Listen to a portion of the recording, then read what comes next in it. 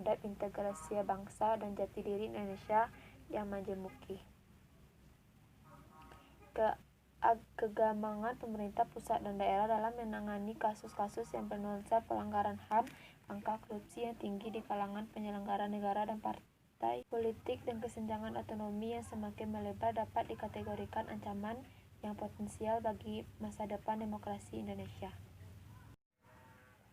Azumardi Azra dengan gagasan revitalisasi Pancasila dengan menghangatkan kembali Pancasila sebagai haluan bersama bangsa Indonesia dalam kehidupan berbangsa dan bernegara. Kunto Wijoyo dalam Yudi Latif Negara Paripurna tahun 2001 memunculkan gagasan tentang radikalisasi Pancasila dalam arti revolusi, gagasan untuk menjadikan Pancasila tegar, efektif, dan menjadi petunjuk bagaimana semestinya negara dijalankan dengan benar.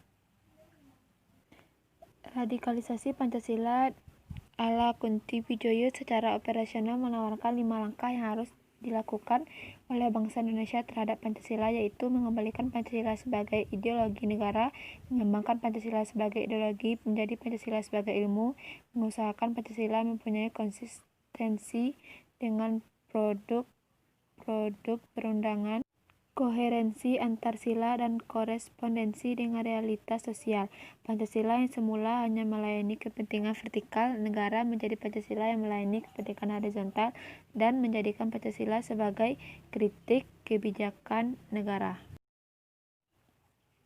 Menurut Latif, Pancasila masih jauh panggang dari api. Karenanya sudah mendesak dilakukan rejuvenasi atas Pancasila dengan cara membumikan Pancasila sebagai pantulan cita dan kehendak bersama, mengharuskan Pancasila hidup dalam realita, tidak hanya sebatas verbalisme di pentas politik.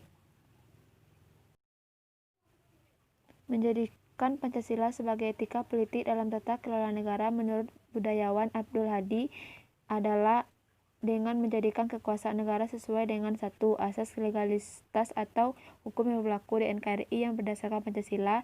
2. Disahkan dan dijalankan dengan secara demokratis, dilaksanakan berdasarkan prinsip-prinsip moral sebagaimana dinyatakan oleh Muhatta bahwa negara harus berdasarkan moral ketuhanan dan kemanusiaan agar tidak terjerumus menjadi negara kekuasaan.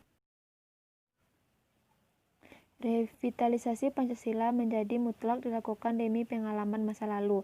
Seperti dikatakan Anhar Gonggong bahwa Pancasila hanya ada dalam retorika, tapi tidak ada dalam praktis, tidak terulang lagi. Upaya revitalisasi dapat juga dilakukan dalam dunia pendidikan secara umum. Pembelajaran Pancasila hendaknya dilakukan secara terus-menerus sebagai upaya proses internalisasi dan membudayakan nilai Pancasila melalui aktivitas beragam. Merujuk upaya edukasi di atas, menjadikan Pancasila sebagai sujukan utama dalam kehidupan bersama bangsa Indonesia adalah upaya lain yang harus disadari sepenuhnya oleh semua komponen bangsa. Keberadaan Pancasila bagi Indonesia adalah suatu keharusan bagi keutuhan bangunan NKRI yang majemuk. Kemajemukan Indonesia inilah yang menjadi sukoguru bagi watak dari konstitusi dan tercermin pada dasar negara. Zaman dan lingkungan pergaulan global boleh berubah, tapi Indonesia tetap setia pada karakter yang majemuk. Pancasila, pengertian etimologi, historis, dan terminologis. Sidang BPU PKI 29 Mei 45, Muhammad Yamin dalam pidatonya mengusulkan pemikirannya tentang dasar negara yang mencerminkan 5 asas dasar negara Indonesia Merdeka, yaitu 1. Peri kebangsaan, 2. Peri kemanusiaan, 3. Peri ketuhanan, 4. Peri kerakyatan, 5. Kesejahteraan rakyat. Uraian Muhammad Yamin disarikan secara tertulis dalam bentuk rancangan konstitusi atau Undang-Undang Dasar Republik Indonesia. Pada bagian pembukaan usulan konstitusi tersebut termaktub rumusan dasar negara sebagai berikut. 1. Ketuhanan Yang Maha Esa. 2. Kebangsaan Persatuan Indonesia. 5. Rasa kemanusiaan yang adil dan beradab. 4. Kerakyatan yang dipimpin oleh 5 kebijaksanaan dan permusyawaratan perwakilan. 5. Keadilan sosial bagi seluruh rakyat Indonesia. Sekian, terima kasih. Assalamualaikum warahmatullahi wabarakatuh.